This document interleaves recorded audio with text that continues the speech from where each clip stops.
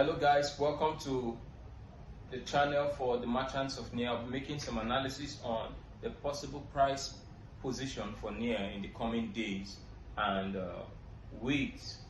But first of all, if you have not subscribed to this channel, I think you should subscribe to the channel. Just hit the subscribe button and like this video so that whenever I drop contents like this, you will be the first to be notified. So you come check up new predictions for the price position of NIA. Okay, let's head on to CoinMarketCap so we get to know the current price of NIA before we head on to the chart for the analysis.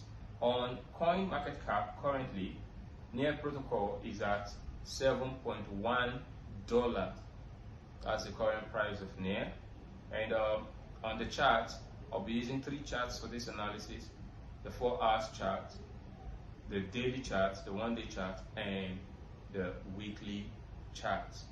While I'll be using those charts, I'll also be using two kinds of analysis: an indicator analysis, which is going to be Bollinger Bands indicator. You know, we've been talking about Bollinger Bands for some time now, so I'll be showing you how to use the Bollinger Bands, and we'll also look at how to use price action analysis.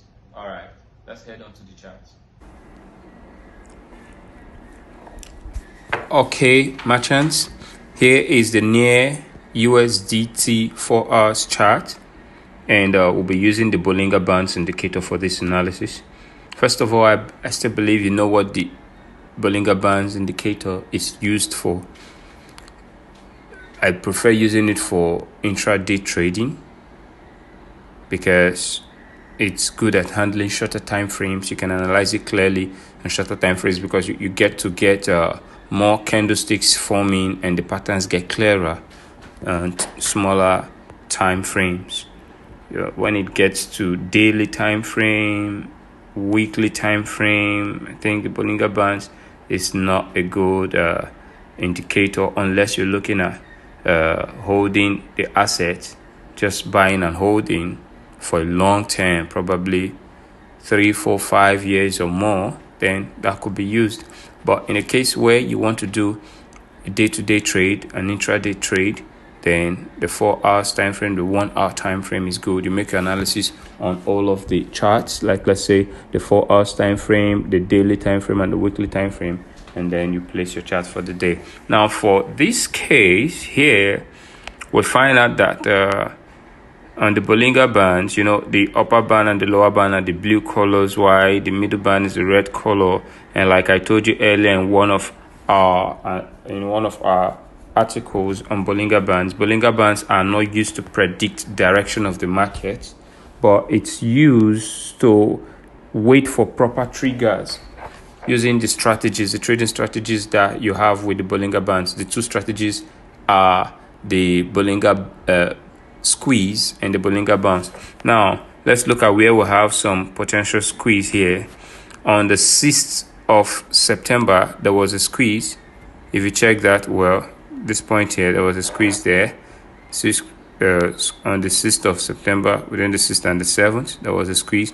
Just after that tight squeeze, there was volatility. You see that the volatility was from 7th until the 8th and 9th. That was where you had the volatility. And I think NIA hit a new price high at $11.8 that day.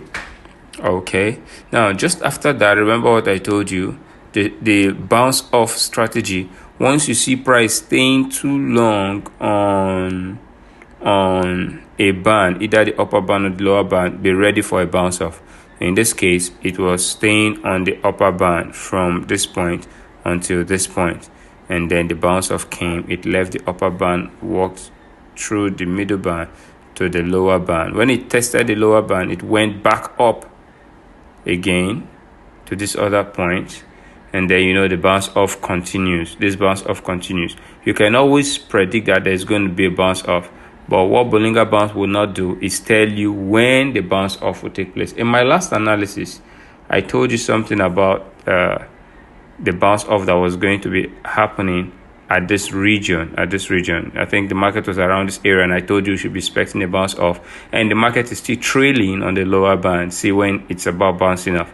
So when you can be sure to get a proper bounce off is where it touches the middle band and goes above it. So when there is a bounce off from the middle band, a candlestick on top of the middle band, then you're sure that it is heading for the upper band. But in any ways, you cannot predict directions with the Bollinger Bands.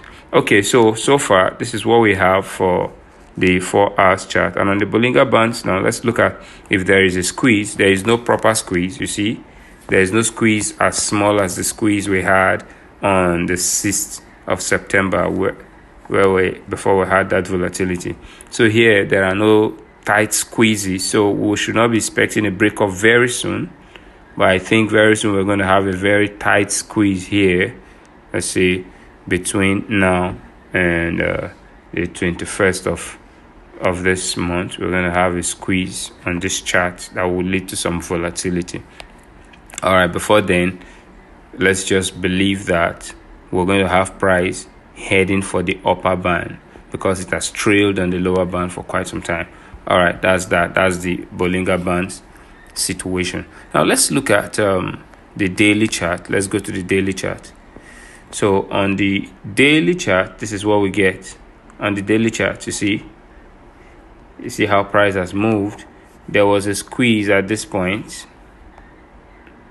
That point is between 9th and 20th of July. There was a squeeze. You see that squeeze? After that squeeze, volatility started and built up until this point. Are you seeing that? Yes, you see that. That's the point where volatility took us to the highest price value for near. Then after that height, there was a price rejection. This is in correspondence to the Bollinger Bands trading strategy.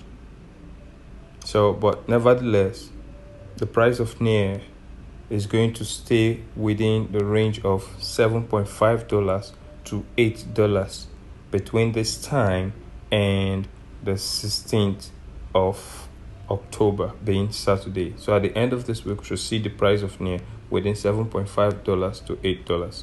All right. So trade with caution and be smart with your trading. I'll see you again in our next video. Have a lovely time.